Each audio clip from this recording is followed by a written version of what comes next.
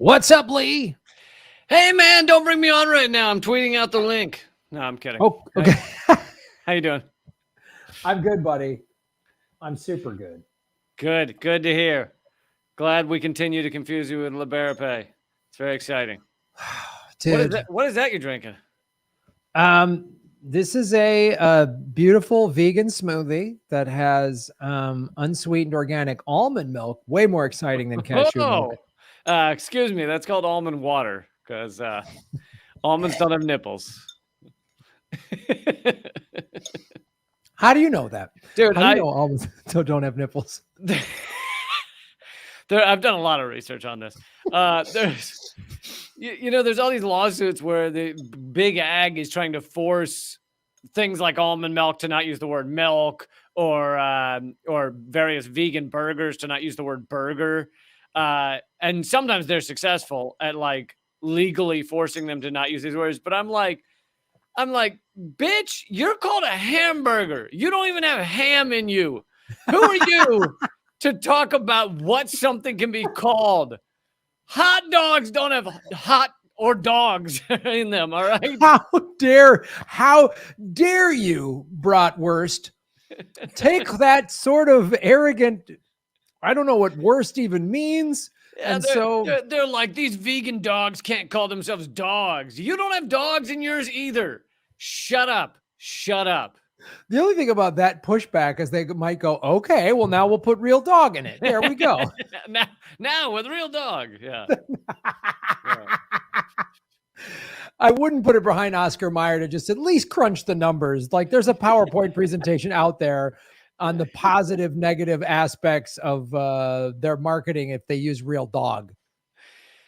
As long as we're on this this tangent, I also love that expiration dates, most of them are meaningless, but I love the idea that they care a lot about whether we're eating something a day after it was at its prime. Yet there is literally a legal amount of rat feces that is allowed to be in like hot dogs and stuff. So they're like, well, sure, there's a bit of rat feces, but you don't want to have it a day after this day we marked on there. When rat feces goes bad, it really tastes nasty. When rat feces it gets bitter. It's no good anymore. It's bitter. It's not like the blue cheese of vermin feces. That gets better once it ages. It actually gets worse. Yeah, I'm sorry that the vegan smoothie, I put some unsweetened organic peanut butter in it, and it kind of chalked up my throat. How many ingredients are involved? This sounds. Do you have a sous chef when you make these? When you prep? I'm a smoothie sommelier, basically. To be quite honest, Lee, that I get. I had three different. I had frozen mango, frozen strawberry, frozen banana, all organic, vegan protein powder, and then like some greens powder, and then actual frozen leaves of spinach, and then the peanut butter. Vegan protein powder made out of vegans, made out of protein. Yeah, we grind up vegans. We get the weakest of the vegans, the ones that don't eat enough protein, and then we grind them up. The ones that just eat like potato chips and think they're being vegan, and we grind them up, the weak ones. That's my favorite is when people are like, because I'm vegetarian and people are like, you can't really get enough protein, you can't have enough strength with that. I'm like, you know how many pathetic, sad little people I know who eat meat? Like, there's plenty. There's plenty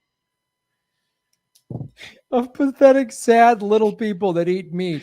They act like everybody who eats a hamburger is like benching a Buick or something. It's like, no, there are like sad little skinny, easily bruised people who eat plenty of meat.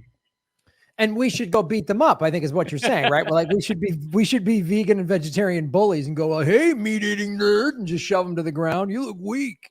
Absolutely. Apparently that rat feces isn't keeping you strong enough. Where's all your bacon strength now, murderer? And then just shove them around. Bacon strength. Ladies and gentlemen, welcome to Government Secrets, episode 61.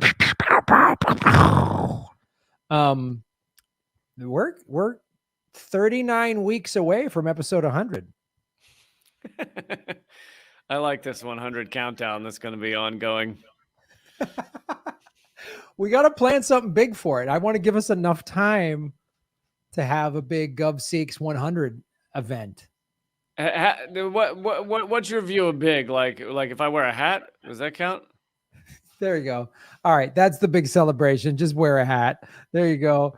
I'm guessing you didn't go. You're not like you didn't go to a Halloween party, did you, or anything like that? No, there was a mutual aid get together at a kind of a public housing place we went to, and then actually for the first time ever in my life, I handed out candy to kids. Wow, that's It right. happened. It happened. That's wow. You've never done that before. No, growing up, I went trick-or-treating as a kid, but growing up, our house was at the end of a long haunted road. And so nobody came down there. Then I was in New York City where you live in a building with 9 billion other people and nobody walks through those. And then, yeah, in DC, just wasn't in the right kind of building, apartment buildings. And this one, there's only 9 other units in the place and you can kind of stand out front and hand out candy. Wow. That's amazing, Lee. Did you hurl candy at kids with your judo strength? I too live in a big high-rise building where there's I don't even know if there's any kid I didn't see anybody trick-or-treating in my building, so I didn't even do it. I just walked out. I was going to meet some friends and they were there, and then I was just in the middle of this decadent Halloween drunken stupidity, and I was like, God, I was going to go to a movie. That was my plan last night, was to just go to a movie because no one would be there. And then my friend was like, you should come. I was like, oh, I want to meet some people, get outside. And I was like, they didn't show. And then I was walking around alone with all these drunk people. Yeah, no, if you're sober, a drunken party is rough. It is the worst. I mean, that is the number one thing of all these years of being, once I stopped drinking, of being around drunks is the most annoying thing on the planet. I would rather be alone in a dark room just facing the wall than have to be around drunk, annoying people. Which I only do 2 or 3 times a month. So, I've cut back on that too. That just sounds I can just meditate and maybe I'll stare into the abyss and it'll get dark and weird in my brain. That's even way more interesting than, oh my God, take a picture. No, it is true. Because there's no good conversation that can come out of being sober talking to a drunk person. There's nothing. No, there's nothing. Not even, one. Even if you were both sober, you would politically agree and have all these shared interests. When one's drunk, it's still not going to be good. No, because then they'll just say the same thing. Drunks say the same thing over and over. They get too loud. They don't listen. They interrupt you. It's just annoying. It's like, wow, I could have this.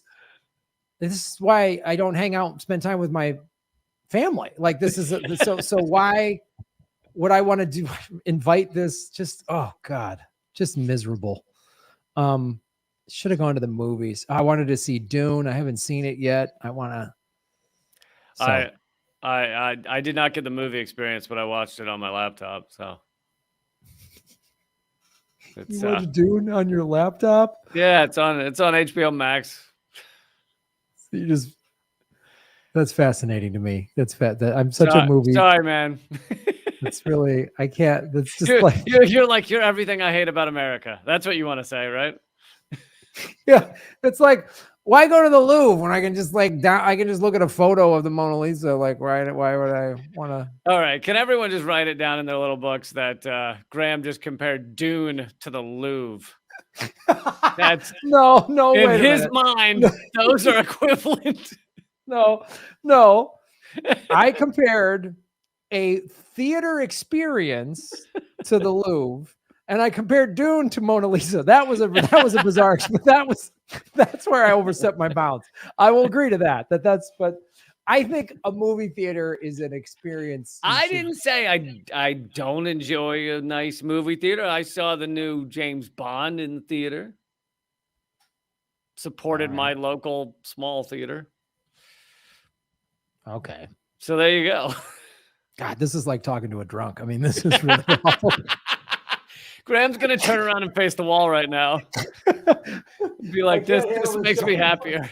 This is so much better. I can't.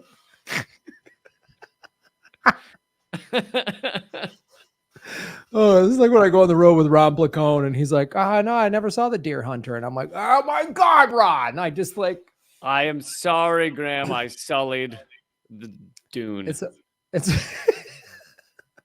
somebody said Dune is less than a nude. All right. It's all right. Let's move forward. Let's get into our first segment of government secrets. All right. I have fought doing this all the way until now on the show, but I am doing the same story for this week as I'm doing on Redacted tonight. So I decided to finally break the mold. I had put a lot of research into it, and I was like, I'm not fucking wasting this shit. So I'm going to do it on both shows. If you are a big Redacted Tonight fan and you just can't handle that, then you're going to have to fast forward to the next segment or something. But just face the wall in the dark. Face the wall in the dark for roughly 30 minutes and it'll be over. Meditate, listen to your breathing, get one of those calm apps or whatever. You'll be good. Anyway, this is, I also am switching it up a little because I'm going a little more modern history. Hey. I haven't, it's not that I've never done this, but I think we haven't been this recent on too many of our episodes. So I want to talk about, and there are updates as of this month and last month, on how Russiagate was a complete lie and has all collapsed. And there's new information, folks. I'm not just reading stuff from 3 years ago.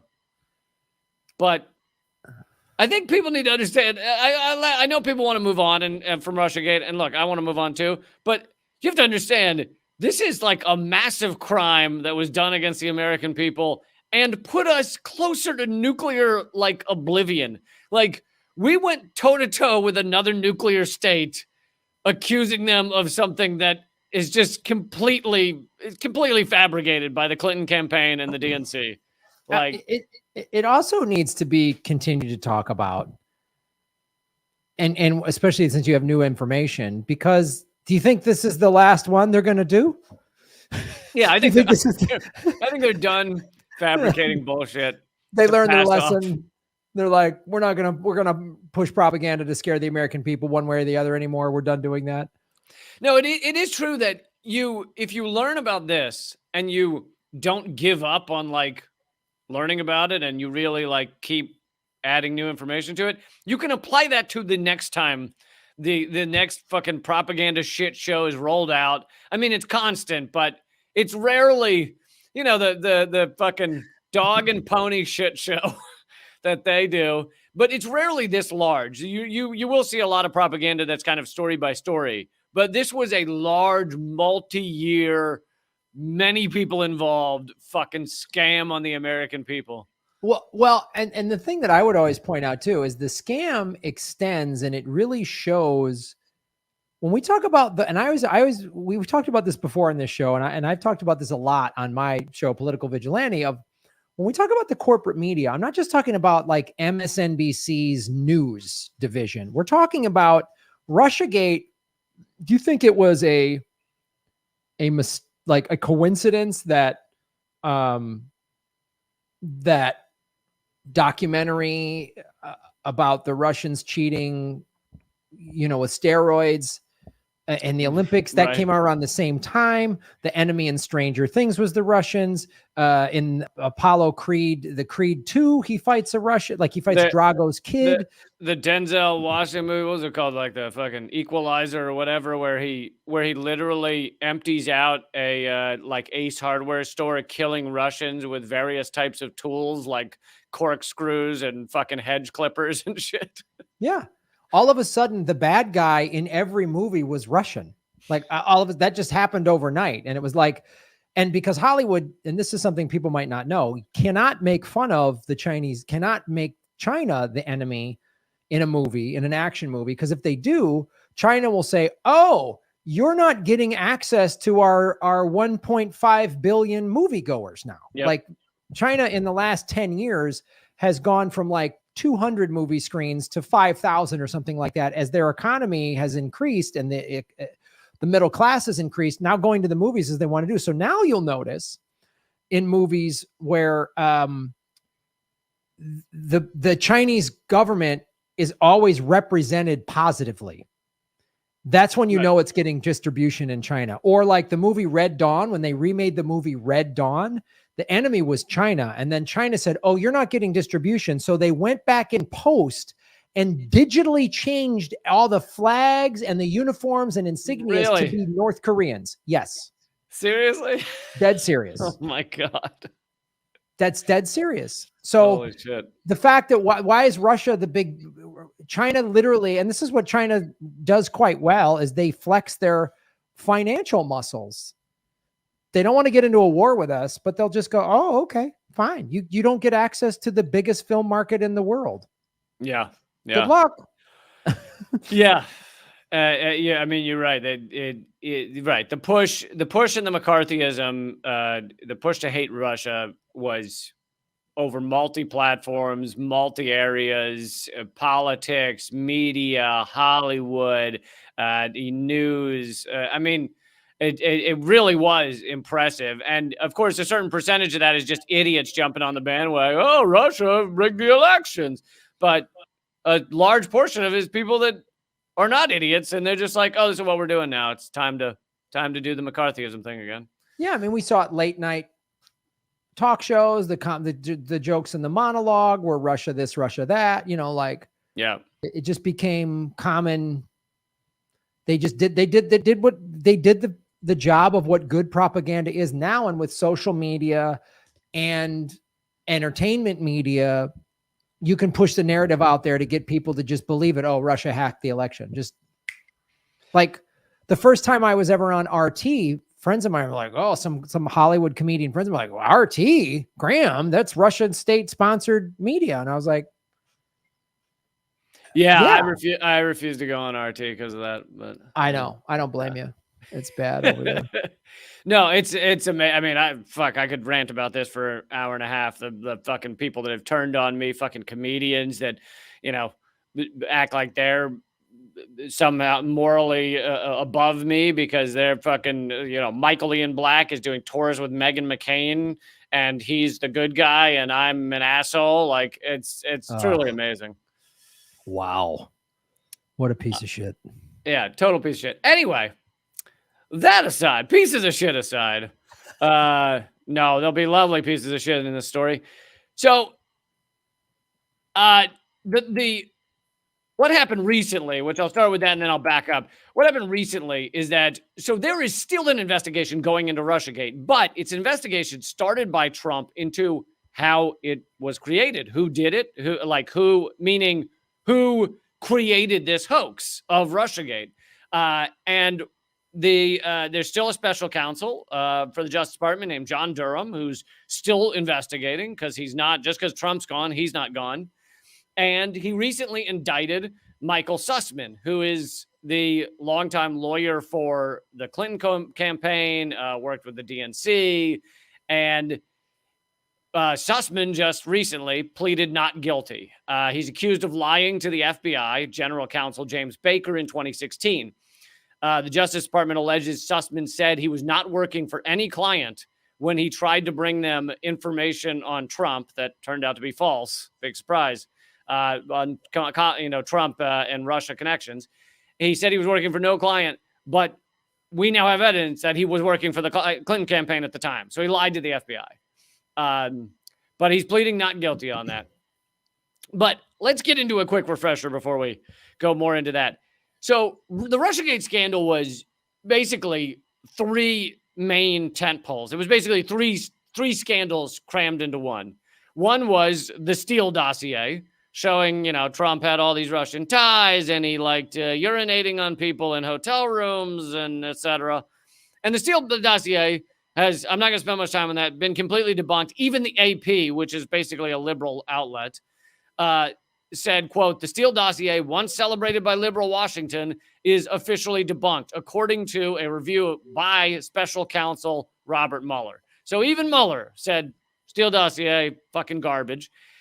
And guess what? The dossier creator, Christopher Steele, was paid for with money from the Hillary Clinton campaign and the DNC. So it comes out DNC and Clinton hired Steele to basically put together a load of garbage. Look, there's plenty of things to hate about Trump, plenty of truth to hate about Trump. This was just a load of bullshit because they wanted to connect him to Russia. So that's scandal number one, completely debunked. Scandal number two, which I'm also not going to spend time on, but because I think people already know this, is the Facebook ads that Russia used to rig the election, right? All these ads. And in turn, we found out very quickly that 56% of them didn't even appear before the election. They appeared after the election. And then the ones that appeared before the election were, like, if you look at them, they don't even really promote Trump. They're just weird shit because it was a clickbait farm. It was, right. And there's no evidence that the clickbait farm called the Internet Research Agency or something, or service, or I think agency, was there's no clear evidence that they're even connected to the Russian government. So you have a clickbait farm in Russia just posting garbage. And a little bit of an update, although this was last year or a year before. Quietly, Robert Mueller dropped his indictments, his charges against the Russian internet firms. So he made a big show of indicting them and then quietly dropped them all because he couldn't prove any of it. So that leaves the third part of Russiagate, the third big scandal, which is the internal emails leaked from the DNC through WikiLeaks, revealed real corruption at the DNC, real corruption with the Clinton campaign. I'm not going to go into all those details, but fucking massively corrupt, connections between media and Clinton and everything else. None of the emails have ever been proven false. So when that happens, when the hack happens or leak, the DNC blames Russia. They say Russia hacked their servers and got their emails. So who do you think should be tasked with looking into these servers, looking into the data, finding out which national entity, if they're accusing a national entity, hacked these servers? Do you think maybe it should be like the FBI or the NSA? But no, we find out when Comey's testifying in front of Congress, he never saw any of the data. FBI never got access to these servers in any way. Like, never fucking touched them. Instead, it was an entity that Comey calls a high-class entity called CrowdStrike.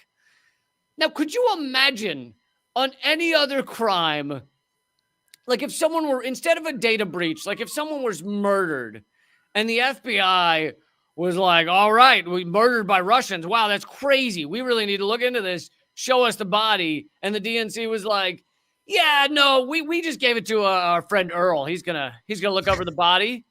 And then, we'll get, and he'll let you know. He's a top-notch fellow. And he's never worked with bodies per se, but he's taxidermied a couple raccoons. And anyway, he's going to let us know.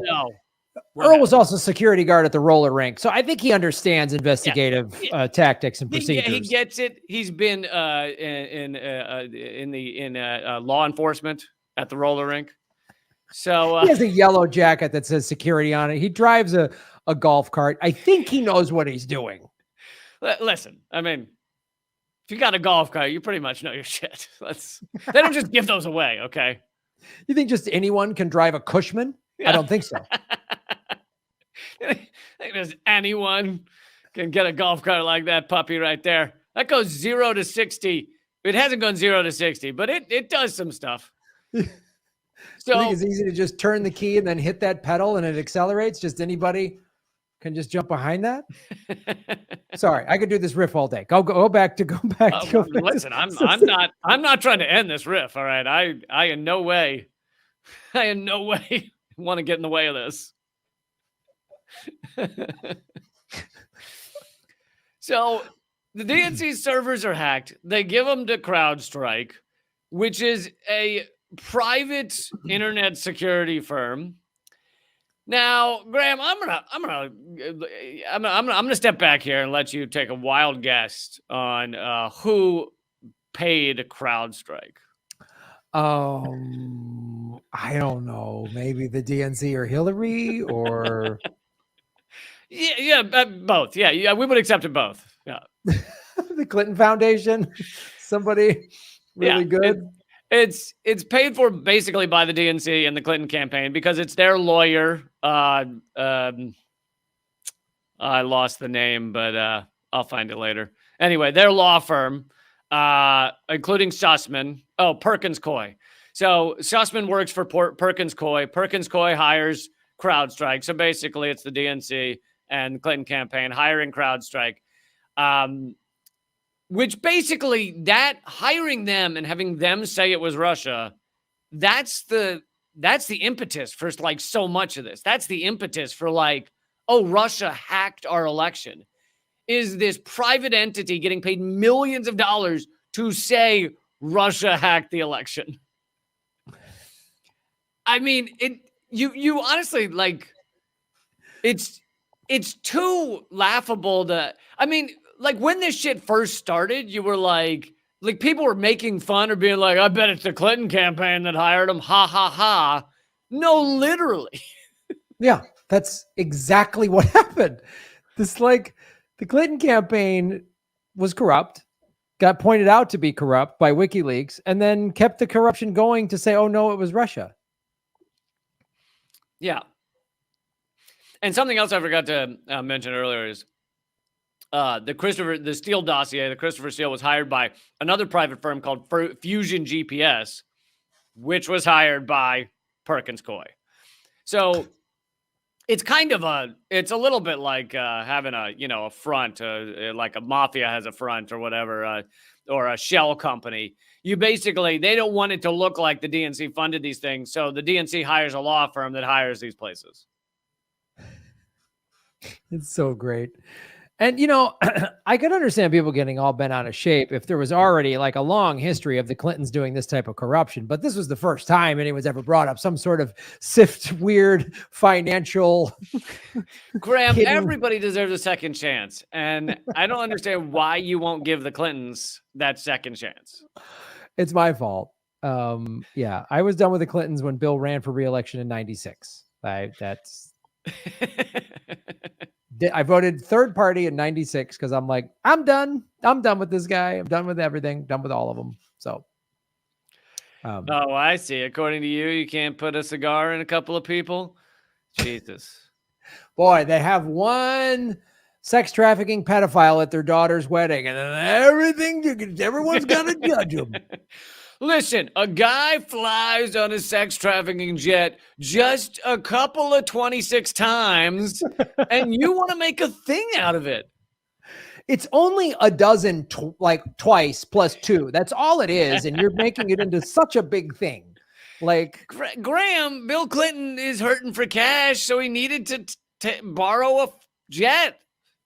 I mean, why is everyone all bent out of shape that Bill and Hillary Clinton stayed at some pedophile's compound in New Mexico numerous times in the state that also the governor, a Democrat, was also tied to this? I don't know why you're drawing all these crazy conclusions like some weirdo. It just doesn't make sense. It's offensive and it's tinfoil hatty. And I wish you just realize that, someone, look. A couple of times I've been on a plane and I'm like, oh, fuck, are they trafficking sex workers on this plane? And, it's awkward, but you're like, could I get off at the next stop? Yeah. I mean, we've all told our Secret Service detail to just hang back on these couple of flights because they didn't have space. We've all done that, Lee. It's not like a weird thing. Listen, we've all been introduced to a 14-year-old sex worker and then grabbed our secret security details earpiece and swallowed it. We've all done that and then stomped on our cell phones. We've all done that because you want a little bit of time alone, Right? Who doesn't have a friend who's a sex trafficking creep who then paints you in a dress in some weird thing that's found in their penthouse? Like who doesn't have that series of events all together. And I also heard Bill Clinton a couple of times rode on Epstein's sex trafficking golf cart as well. So the Epstein Cushman. yeah. So CrowdStrike's hired. This firm that nobody's really heard of is hired to look into these servers. What do you know? Getting paid millions of dollars. They go, yep, it was the Russians that did it. So they walk around and go, oh, it was the Russians that did it. And the FBI, now what you know of the FBI, they're kind of loose and easy when someone comes up and goes, hey, we're not going to show you the scene of a crime, but we're going to tell you about it. We got a guy who's going to tell you about it. And the FBI is usually like, Toad's cool, right? Toad's cool. So is that what you think they said with CrowdStrike? They were like, oh, thank you for this piece of paper telling us you found it was Russia. Well, I think it's safe to say, just in general, the FBI always says totes. I mean, that's an official memorandum. They always go, totes cool, bro. Well, that has to do with them trying to sell their tote bags, which is really it's oppressive. I mean, honestly, you can't see them at one press conference without, get the tote, guys. Come on. Listen, folks, this is a tote bag that says Federal Bra Inspector. And you can walk around with that one. It's great for the kids. This is a new one for the holidays. It said Fred Hampton was guilty, and then it's got the FBI logo on it. It's pretty cool. It's great for the holidays. Always. I mean, they are underfunded, so they're always pushing their toes. The FBI absolutely is underfunded, and we need their support, guys. We're setting up a GoFundMe for the FBI. And the Pentagon with their beer cozies. It's really, guys, we get it. You're hard up. Just stop. It's pathetic. It's great. They're doing great work. So Comey in front of Congress says multiple times, I have no problem with that he's no problem with CrowdStrike giving him the info. That's great. Never saw the servers, never asked for them.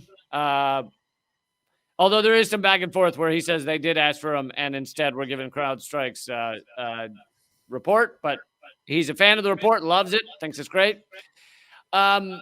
We then find out by accident in the Roger Stone trial, when they were putting Roger Stone on trial for lying to Congress or FBI or whatever, in kind of a side note.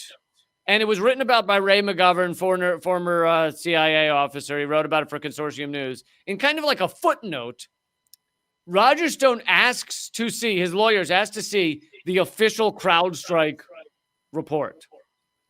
Because all they've been given is redacted copies, like partial copies.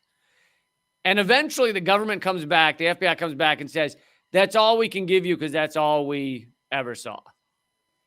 Meaning they never even got a final unredacted official analysis of the DNC servers that sparked all of Russiagate and that was used to put us fucking 30 seconds closer on the nuclear Armageddon clock. Never saw an unredacted. FBI never saw an unredacted analysis. That's good investigative tactics. I mean, that's how you investigate. You just kind of go, yeah, we'll take your word for it. I mean, right? I think that's most detectives would say that. Yeah. What's behind the all these? It seems someone's accidentally used a black highlighter on this report. Do you have one where they used not a black highlighter all over this document? Nope, we don't. We only have that one with the half the document blacked out. Yeah, that's it. Okay, good enough for me. I'm good. Yeah, let's wrap this one up. Yeah, I think we're pretty much done. So you may ask, we're at this point. FBI hasn't seen the servers. Don't get an official report. Maybe they should go back and re-examine the servers, right? It might be time for that, considering Sussman's just been indicted. Might be a good time to look back at the servers. Well, here's, and you can Put this up. Hold on. Ah, shit. Ah. 1 second. Gonna share this this slide with you. This is Donna Brazil. She was the acting head of the DNC during a lot of this. Oh, she's great. Oh yeah, totally great. Totally good She's person. just a full-fledged liar that's now on Fox News. So it's really good what they're doing. Donna Brazil said, what did they do with the servers? They destroyed them. So they literally gave replicas of the machines of the server to the FBI, got a report from CrowdStrike, and destroyed all the servers because that's normal behavior, right? Look, any detective would tell you that's exactly what innocent people do. Totally. It's totally what innocent people do. They're always innocent people always look like they're hiding evidence. That's what innocent people always do. Listen, if you stumble across a dead body, what you do is you call the cops, and then when they arrive and go, where's the body? Go, oh, I chopped it up and threw it in the river. Right? That's what you do. You don't fucking wait around for them to like look at it. No, go. Well, we had the dead body, but then I tripped and fell and it went into this incinerator. So, and then most investigators will go, okay, cool. And then walk away. That's usually how that goes. Yeah. The FBI often, I mean, the FBI is just really laid back. A lot of people don't realize this, you know, a lot of people like a lot of people think they're not laid back because of things like, you know, the Boston bombing suspect's friend, Ibrahim Tadashev, when they met with him and, down in Georgia and accidentally shot him 7 times, once in the back of the head. It seems like they're not laid back, but actually that's the exception that proves the rule. Totally laid back crew. Totally laid back. I know shooting a guy 7 times, once and twice in the head seems like laid back behavior, like stuff you do when you're on vacation. But in this instance, it kind of wasn't. So here's the last piece I have on this. You go, if for a true diehard liberal who wants to go, well, all right, I see what you're saying. Some of this seems a little creepy, or a little suspicious, but I think CrowdStrike, probably a good internet research, internet forensics outfit, probably did a good job. I'm going to believe them that they found proof of Russians stealing data from the DNC, stealing these emails, which the nerdery term for that is exfiltrating data. So in his testimony, under oath, when they finally put him under oath to Congress, CrowdStrike CEO Sean Henry said, and at first he says they exfiltrated the data, and then he leans over to his lawyer, his counsel, and he then has to go back into the mic and go, counsel just reminded me that as it relates to the DNC, we have indicators that data was exfiltrated, but we don't have concrete evidence that data was exfiltrated from the DNC. And then separately, in a separate answer, he says, it appears it was probably set up to be exfiltrated, but we just don't have any evidence that says it actually left, meaning it was actually stolen. So they don't actually have evidence that Russia stole any emails from the DNC, which actually fits with what anyone who's like studied this shit believes, which is that the emails were stolen from within the DNC. It was a leak, not a hack. And the leaker brought them to WikiLeaks, and it wasn't a Russian because a Russian wasn't working at the DNC. So there you go. The CEO of CrowdStrike, the only entity to supposedly analyze this data breach, says they have no proof Russia stole data from the DNC. Oh, I love it. I love it that CrowdStrike's like, yeah, no, this was a leak, which someone within the DNC gave this leak, so nobody hacked anything. Yeah. So, and the other thing too, that even the Russia hacked the election narrative is like, so so they hacked these emails. And that's the thing. Oh, they hacked the emails and this and that. The emails say what the emails say. Right. You know what I'm saying? Like Right. not even John Podesta himself has said, no, I didn't write that. Because if these were forged emails, you could disprove it easily. Like you could easily say, well, they were all quickly proven to be true. All true. None of the people who wrote them even said they just said, oh, this is Russia. They didn't say those emails are false. They're fake. I can show you the exact email. They doctored it. Because that's what you could do if they were doctored emails. So it was just a huge distraction from what the email said. Right, which showed immense corruption. Yes. It showed the fact that the Clinton campaign were trying to help the Trump campaign earlier because they wanted to Pied Piper Trump because they thought that Trump would be easy to beat. So if you want to blame someone for Trump, blame the fucking Clinton campaign. It also showed that that Donna Brazile, when she was at CNN, was feeding them debate questions. She lied. She cheated. She's a cheater. Donna Brazile is a cheater, and she still has a job and is revered by liberals. It's astounding to me. Like it's like, Julian Assange, we know he works with Russia. And it's like, you don't even want to check yourself. You don't even want to go to WikiLeaks and see the 900 entries about all of Trump's corruption. Like they don't want to go to WikiLeaks. They don't want to learn. They want to pretend. Yeah. Assange never published anything about Trump, never talked about, but no, he published, he was full transparency. He published what he got. So if he didn't have Trump's tax records, he couldn't publish Trump's tax records. Right. It's like, and WikiLeaks is the only publication in the history of the world that has zero retractions. Zero. None. Never been wrong. They've never been wrong. Yeah. Because they don't just publish whatever. And now we see what they're doing to him, to Julian Assange. That's why he's such a threat. Yep. All right, buddy. Do we got time for the second segment? Of course. We got time. Let's do it. Government secret segment 2. Beep, beep, beep. We've talked about in general all of the CIA coups and all of the countries that they've been a part of. And we've mentioned a bunch of Central and South American countries. We've mentioned what they did to Brazil, but we've never gone into the detail of the 1964 coup that the CIA got behind. And Lee, it's the thing. It's again why we should talk about why we just did the last segment, the tactics of the Russiagate propaganda, because they will use them again, because this is the standard. We've talked about these tactics every time we talk about a coup.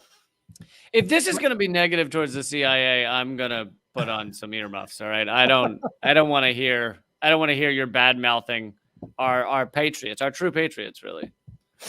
Yeah. Well, spoiler alert, there was a democratically elected leader that was kind of siding with the communists, and we went in there and took him out.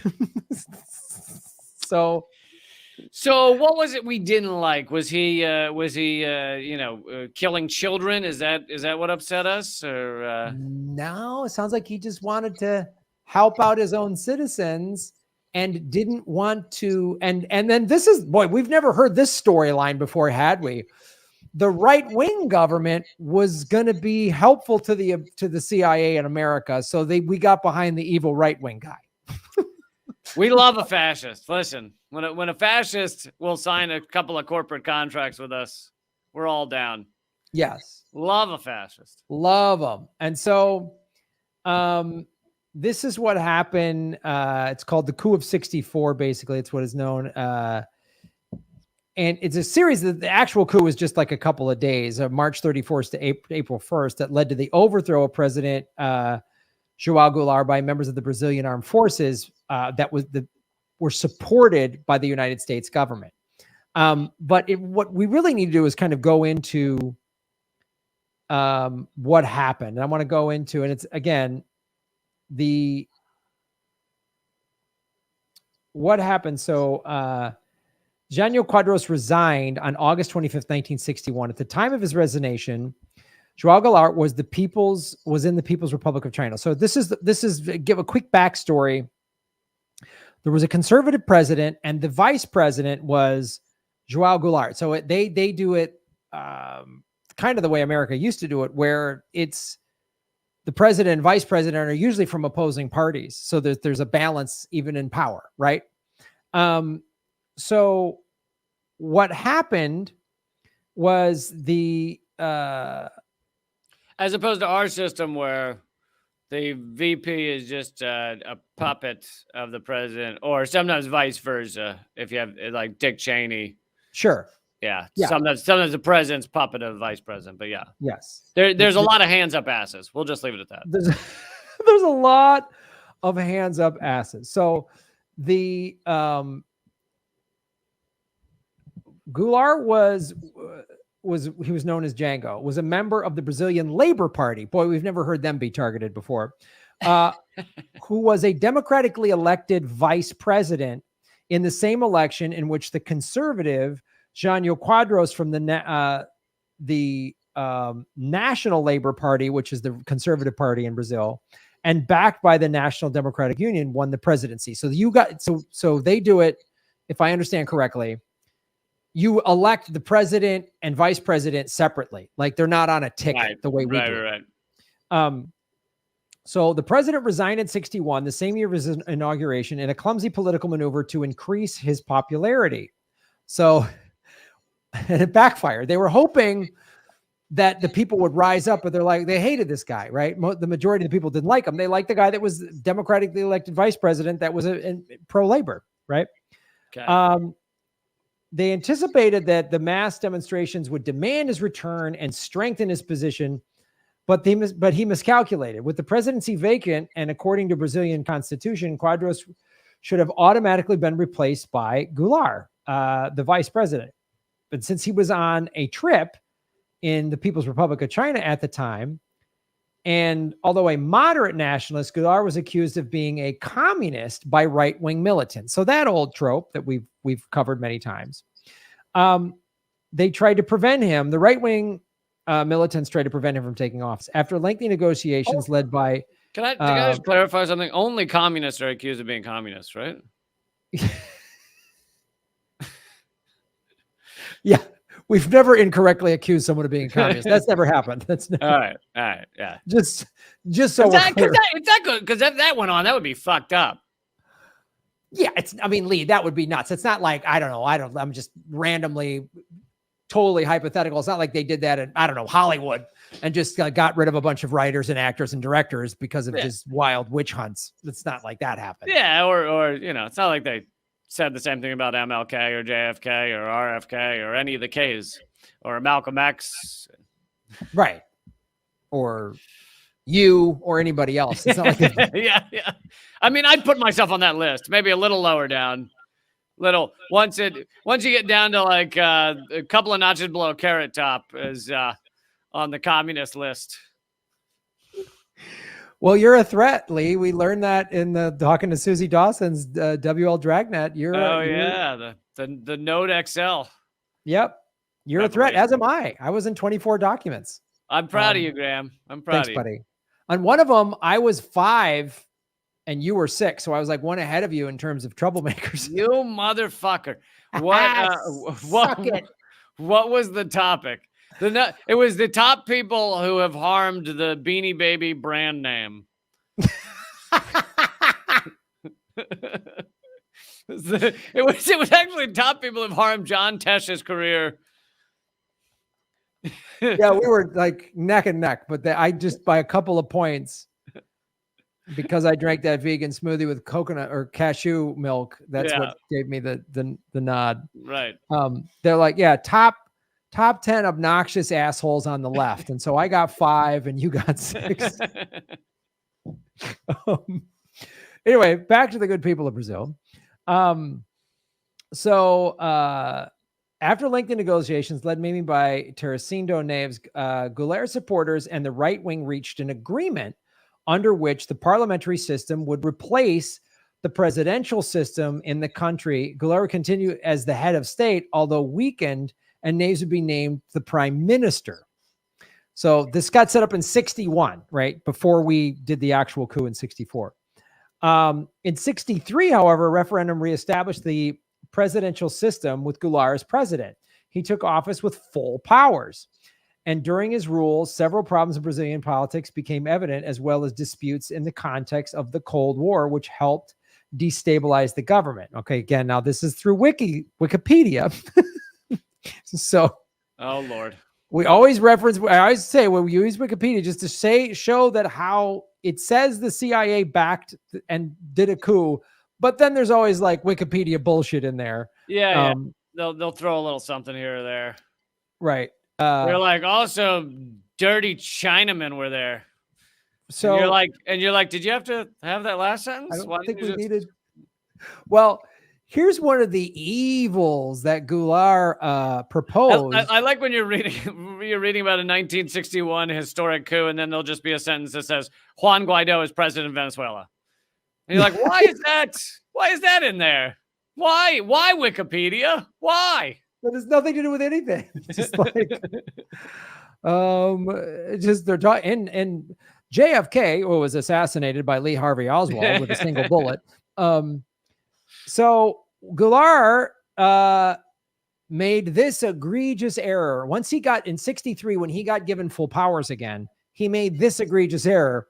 Get ready, Lee. It's going to sound familiar.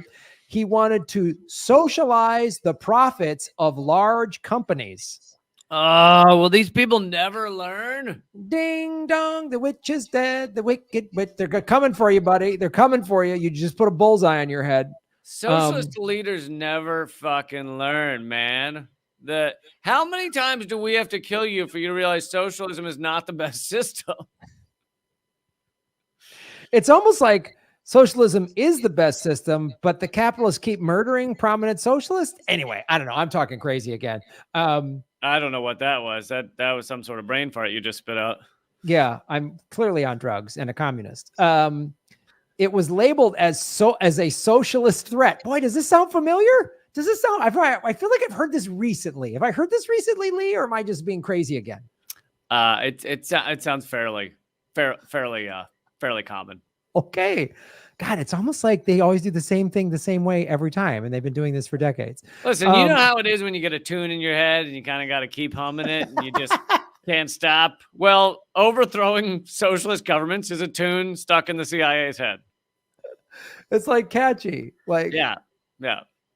It's been a hard day's night trying to socialize profits, and I'm going to get murdered for it because I want to help the people. Anyway, and if the 1% has its way, they're going to put a bullet in my head and it's going to feel all right.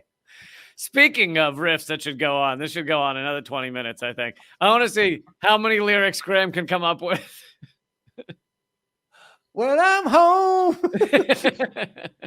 having the CIA tap me. All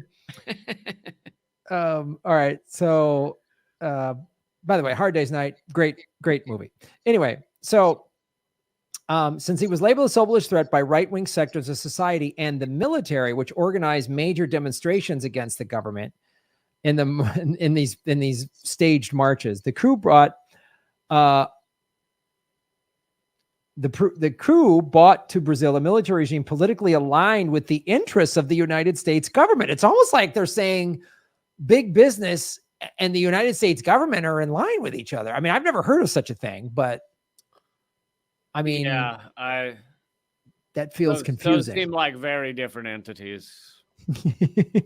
So, there's an event though I want to talk about that. This is to show you how. So one of the things is it the Miss Bum Bum competition? Because in Brazil, the Miss Bum Bum competition is fucking epic. Yeah, I'm not kidding. Everybody needs to check that out. It's pretty sweet.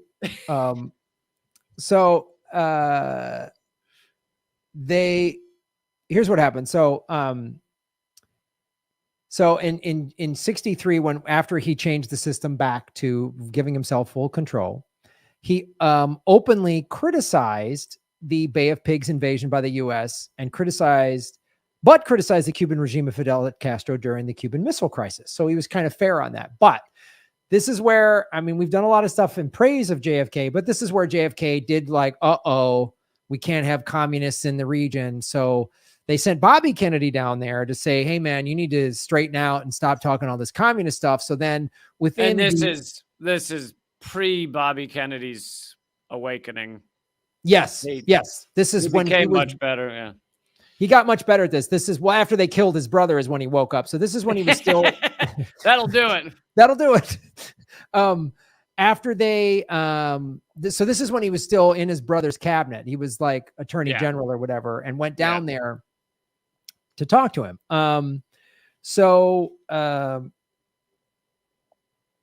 And they tried, this is the sailors' revolt, right? So the Kennedys tried to go down there, and then of course Kennedy was killed in November of '63, and so LBJ was in there, and so LBJ was not going to listen to any sort of reason at all. But in March 13th of '64, Goulart gave a speech where he promised to nationalize the country's oil refineries. Oh boy, that's another. Why not just take a gun and put it to your head? Why? Yeah. Goodbye. I mean, yeah, that's and for anybody, sometimes we assume people are not kind of new to this or whatever, but in case you haven't, read a lot of this kind of stuff, nationalizing the oil industry just means that the people get the profit of the oil industry, as opposed to a tiny group of ridiculously rich human beings. That's all it means. And it gets a lot of, when people want to do that, give the profits to the humans across the board of their country, then the U.S.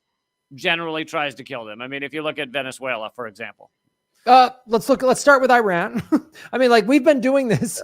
Like, Mossadegh wanted to do the same thing. So the newly formed CIA and whatever that was, 53 or 54, went in there, took him out. We've talked about this before.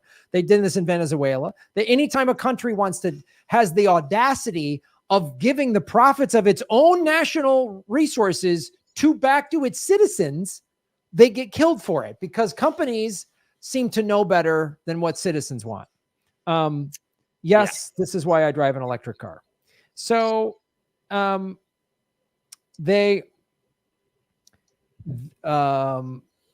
he wanted to do that, and as well as carry out basic reforms, including rent control. Now, I've been to Brazil. It's been a while. I haven't been there since, I think, 2007. But Brazil has a huge wealth disparity. It's what America is becoming. It has a handful of wealthy people. There's a very shrinking middle class. And then it has like the favelas, which are basically shanty towns, where I've been in a favela. It's gnarly. There's like jerry-rigged electric wires. They're not safe. The water, it's brutal. But if you're wealthy in Brazil, you can have whatever the hell you want. And he was trying back in the early 60s to give his citizens what they deserved and what their natural resources could have afforded. So it's like it's the same old story every goddamn time. This was followed by a large demonstration on March 19, where a conservative group marched in Sao Paulo, and they tried to call the March of the Family with God for Freedom. So they were using God against Goulart and his policies. Now, again, Brazil has a handful of ruling elite families that control most of the stuff. On March 25th, 64, nearly 2,000 sailors assembled in Rio de Janeiro, petitioning for better living conditions and pledging their support to Goulart's reforms. The Minister of the Navy, Silvio Mota, ordered the arrest of the sailors, leading to the assembly. Mota sent a detachment of Marines to arrest the leaders and break up the assembly. The Marines ended up joining the assembly and remained with the sailors that were protesting. Nice. Which is like, that's what I love hearing.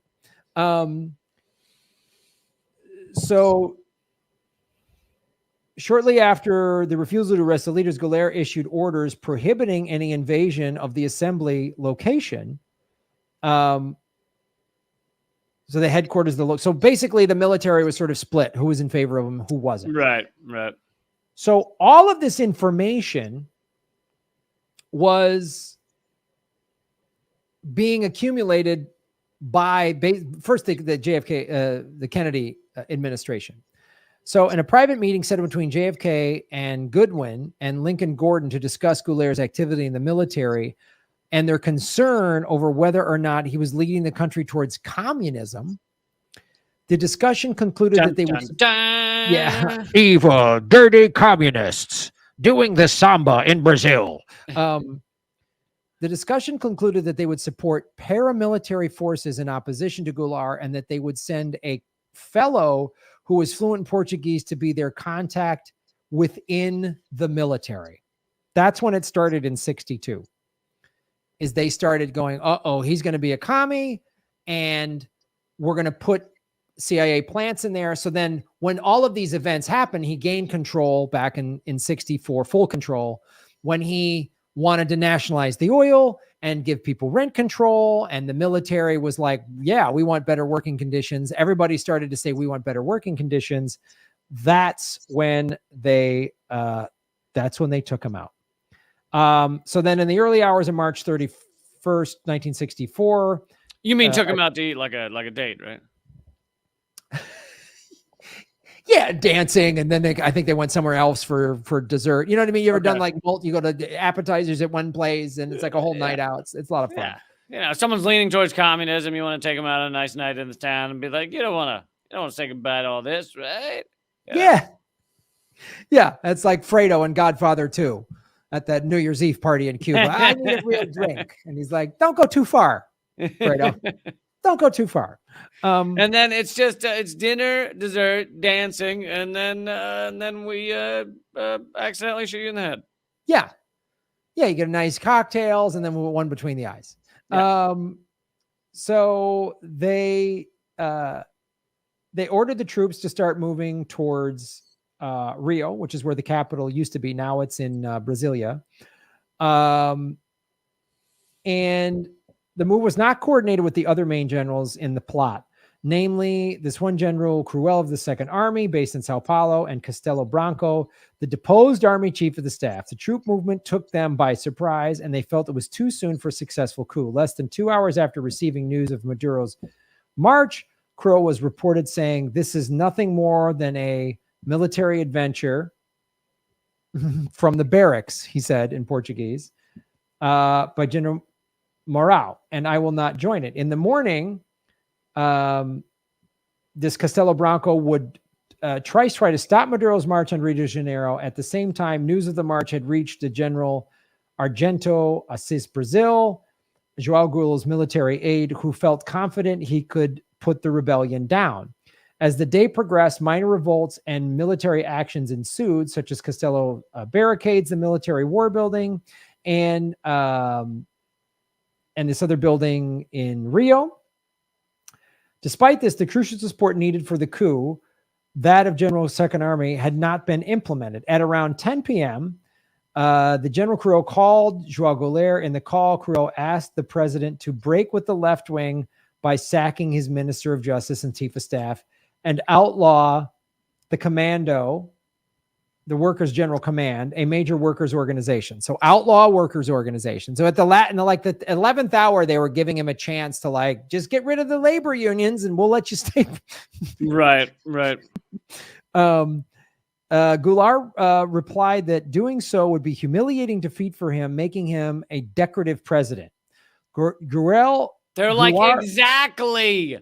That's what we're aiming for. I love the way you're thinking. Perfect. It's a great idea you just had. Decorative president? I like how that sounds. You should do more of that.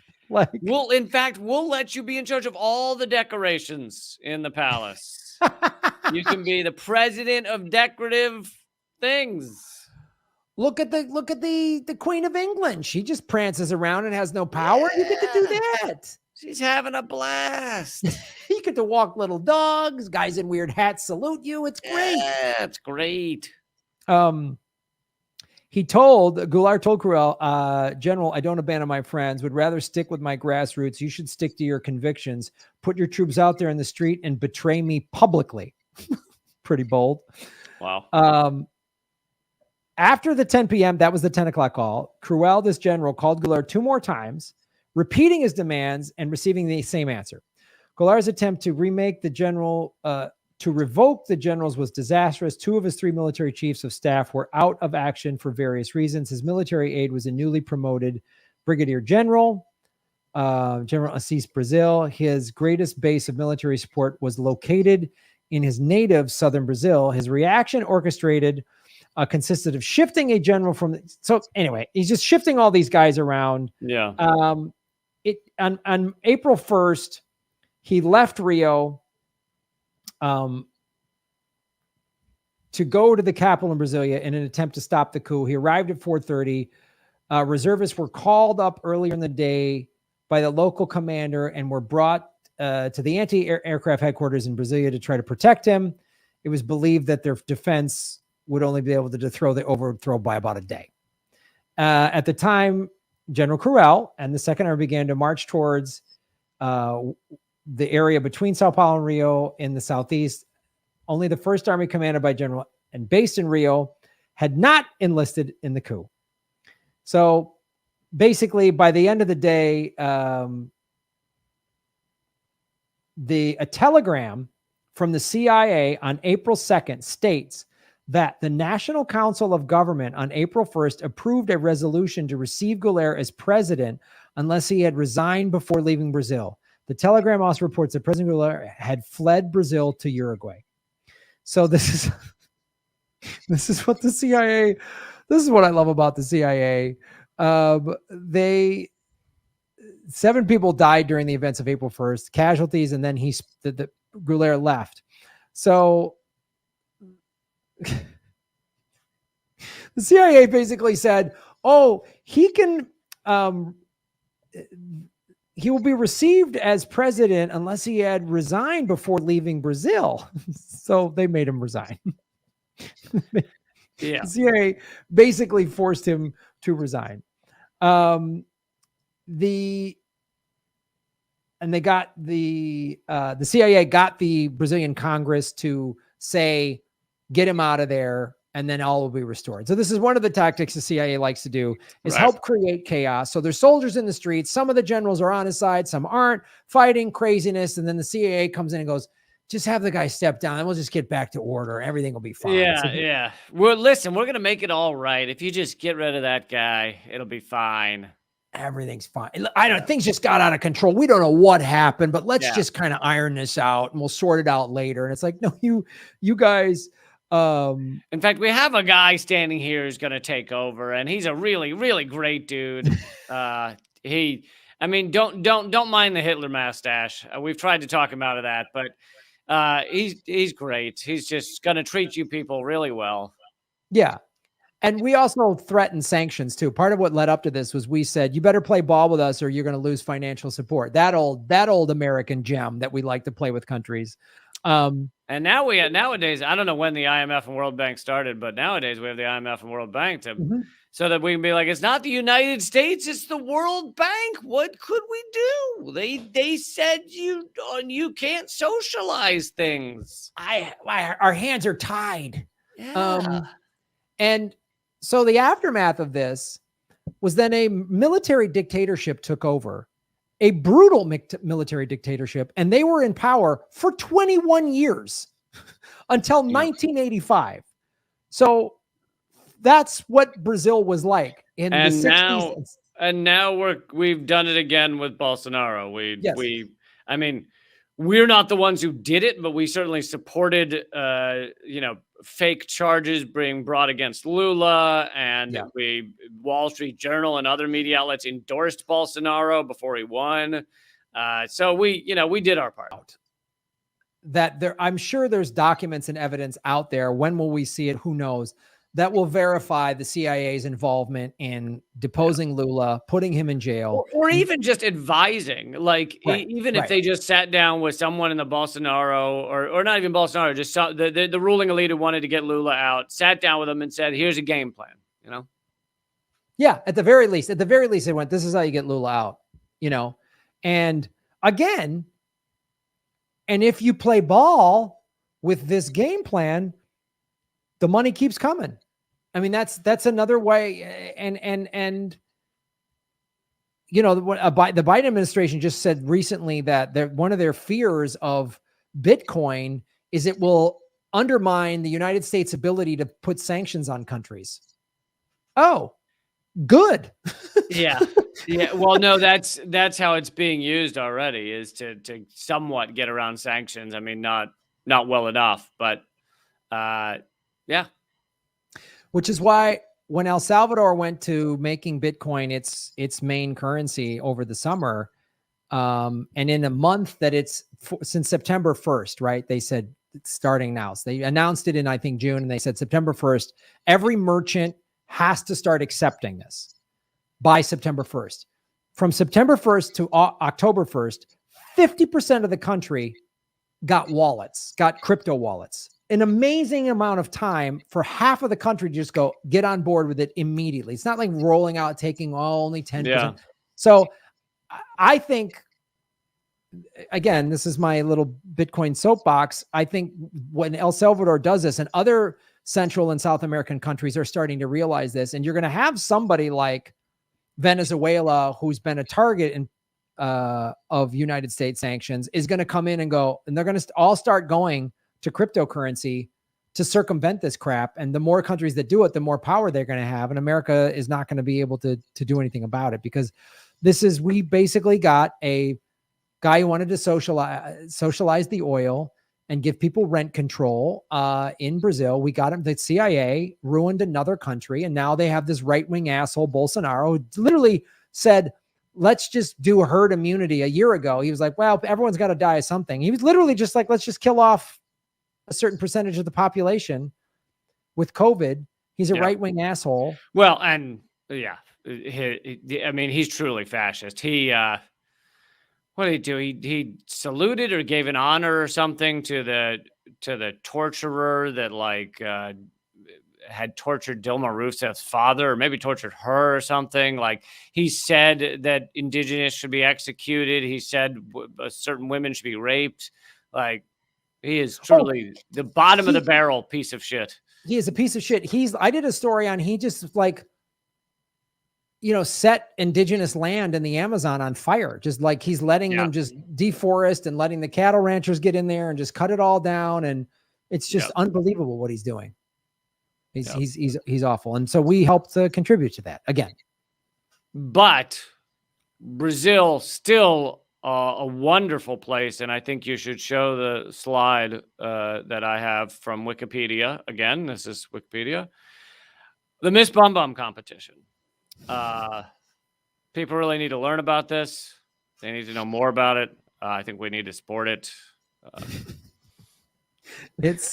I was married to a Brazilian woman, and I can tell you that it's a different culture. They're like, yeah, I remember being on the beach in Santa Monica with my wife and a bunch of Brazilian women, all had thong bikinis, and there was like some American women in regular bikinis, and they were making fun of them in Portuguese because they're like, wow, those bathing suits cover too much. And they were like nice, cute bikinis, but these Brazilian women were making fun of the American women as though they were wearing bathing suits from the 1920s. Like a one piece, yes, cover their whole body. Like footy pajama bathing suits. Yes, they were just like, wow, what are these women wearing this cover? What are they afraid of? Like, show your ass. It's a whole nother culture. It's a whole other culture down there. So, and it's a beautiful country with beautiful people in it, and it's a shame that they've got an asshole like Bolsonaro running it. And he went in there and tricked people with fake populism like Trump did. Yeah, and some people fell for it. Yeah, even though he's a fascist asshole. And Lula's out of prison now, and if Lula runs again, he'll win. Well, he is running again, right? And I think so. But it'll be interesting to see what tricks Bolsonaro pulls out with a corrupt judiciary to try and imprison him again or something. And I'm sure that the U.S. government will probably be right there to help him. Yeah, the U.S. government will help Bolsonaro, not Lula. Yeah, they'll paint Lula as a whatever Russia something. Dirty communist. Yeah. Yeah, dirty communist, whatever. But Lula, dirty communist Russia, Maduro. Yeah, that thing. Yeah. So the CIA is down there as we speak, screwing up that country. But Brazil's a fantastic country. The people are great. Bolsonaro's a piece of shit, so I hope he loses. So sai fora Bolsonaro. Well, thank you guys for joining us on yet another episode of Government Secrets. Boom. Hit the like button, subscribe, support our show at liberapay.com/government secrets. I'm slowly figuring that out, but we'll make that happen. Yeah, Lee, where can everybody watch all your stuff? Well, first off, everybody should check out radindiemedia.com, radindiemedia.com. It's hopefully you'll make it your like front page news every day. It's like tons of leftist media, left-wing media over there. And my stuff's up there as well. If people just want my stuff, that's at leecamp.com. And my Twitter's at leecamp. Nice. Yeah. Obrigado, Graham and Lee. No problemo. Muito bom, Connie. Muito obrigado. So that's our show, everybody. Support what we're doing. You can watch my stuff. Go to grahamelwood.com to support everything I'm doing. And of course, become a subscriber to rockfin.com because you get my premium content, Lee's premium content, Jimmy, Whitney Webb, a bunch of other people that are on that platform. And it's blockchain and it's cryptocurrency, and they don't thwart us. So that's why I have 40,000 followers on that platform and not 9,000 or whatever the fuck they would do if they were run by CIA. So, okay, Mr. Humblebrag.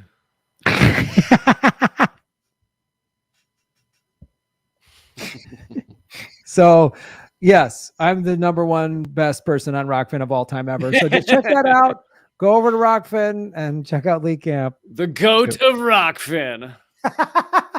The GOAT. No, there's got to be some wrestling channel that's got like 100,000 or something on that on Rockfin. There's some MMA guy, I'm sure. Yeah, that's true. Crushing it. All right, dude. That's our show. We'll see you all next week. Later. Thanks again, man. Ciao, ciao. Bon voyage. Yeah, that.